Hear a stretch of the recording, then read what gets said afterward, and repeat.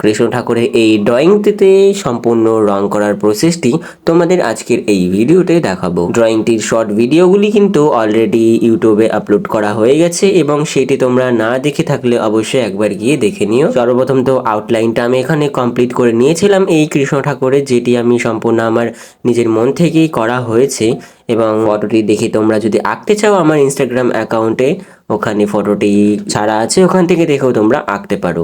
তো তারপর আমি খাতার পাশ দিয়ে কিছুটা সেলো টেপ লাগিয়ে দিয়েছিলাম যাতে কোনো রকমভাবে রঙটা বা জলটা খাতার মধ্যে না পড়ে আর খাতাটা যাতে না নষ্ট হয়ে যায়, তার জন্য সেলো টেপটা পাশ দিয়ে আমি লাগিয়ে নিয়েছিলাম। যেহেতু এই থিমটা আমি রঙের ওপরেই করব, বসন্ত উৎসবের রং খেলার দৃশ্যটা আমি করব, তার জন্য আমি ব্যাকগ্রাউন্ডটা কিছুটা রঙিন রাখার চেষ্টা করেছি।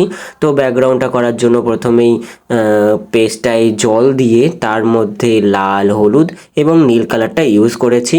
তারপর ওটা শুকোতে দেওয়ার পরে কিন্তু তোমরা ওটার ওপর কালার করা স্টার্ট করবে।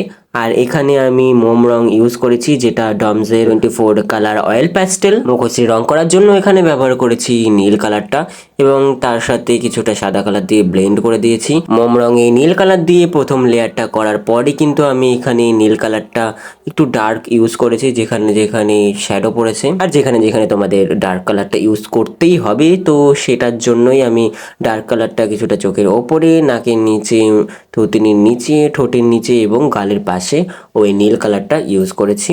চোখটি করার জন্য রং ব্যবহার করা হয়েছে সাদা, কালো, ব্রাউন এবং তার সাথে কিছুটা লাল রঙও। ভুরুগুলি আঁকার জন্য ব্যবহার করা হয়েছে ব্রাউনের সাথে কালো রঙের গ্লাস মার্কিং দিয়ে। ঠোঁটটি রং করার পর কিন্তু এখানে আমাদের সম্পূর্ণ মুখশ্রী কালারটা অনেকটাই কমপ্লিট হয়ে গেছে। তারপর আঁকবো আমরা এখানে গলা এবং শরীরের পার্টটি, যেটা করার জন্য ব্যবহার করা হয়েছে গ্লাস মার্কিং, যেটা অপ্সরা কোম্পানির ব্লু কালারটা, এবং তার সাথে ওই কালারটা ব্লেন্ড করার জন্য অপ্সরার সাদা গ্লাস মার্কিংটা ইউজ করা হয়েছে। আর হ্যাঁ, এই আঁকাটি কিন্তু আমি দোল পূর্ণিমার স্পেশালি এই আঁকাটি কমপ্লিট করেছিলাম। আর হয়তো বা টাইমের কারণে আমার এই বড় ভিডিওটি ছাড়তে অনেকটাই দেরি হয়ে গেছে। আর এই বড় ভিডিওটা তোমরা যদি এখান পর্যন্ত দেখে নাও, তো তোমরা যদি এই ড্রয়িংটাও এঁকে থাকো, তো আমাকে তোমরা ইউটিউবে মেনশন করতে পারো অথবা আমাকে ট্যাগ করতে পারো ইনস্টাগ্রাম রাম আর্ট চ্যানেলে। আমাদের ড্রয়িংগুলি অবশ্যই আমি স্টোরিতে শেয়ার করার চেষ্টা করব।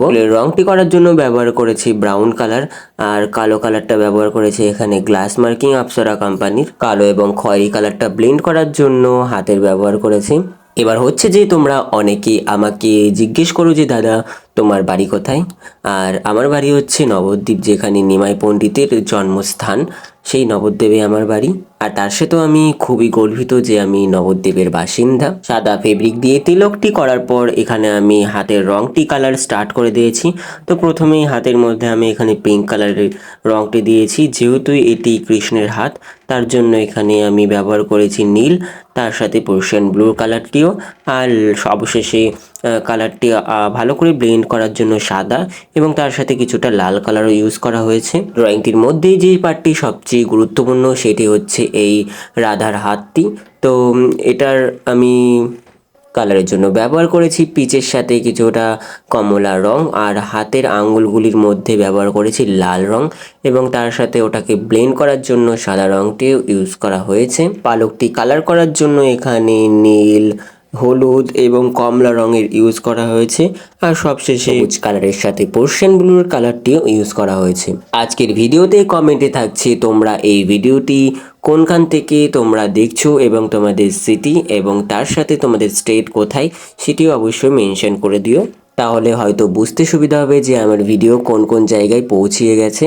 আর এখানে আমার যেই পেন্টিংটি আছে ওটার কালার করা তো সম্পূর্ণ হয়েই গেছে এবং কিছু ফিনিশিং টাচেস আর কিছু গহনা করার জন্য এখানে ব্যবহার করেছি সাদা ফেব্রিকটি, যেটি আমি 0 নাম্বার তুলি দিয়ে গোল গোল করে গহনাগুলি তৈরি করেছি। ক্ষুদ্র এই প্রচেষ্টায় আঁকা আমার এই কৃষ্ণের বিষয়ভিত্তিক ড্রয়িংটি তোমাদের কেমন লাগলো অবশ্যই একবার কিন্তু কমেন্টে জানিয়ে দিও।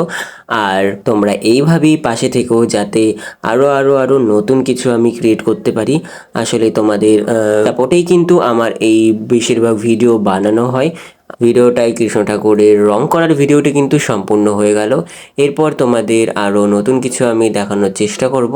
ততক্ষণে পাশে থেকো, সাথে থেকো।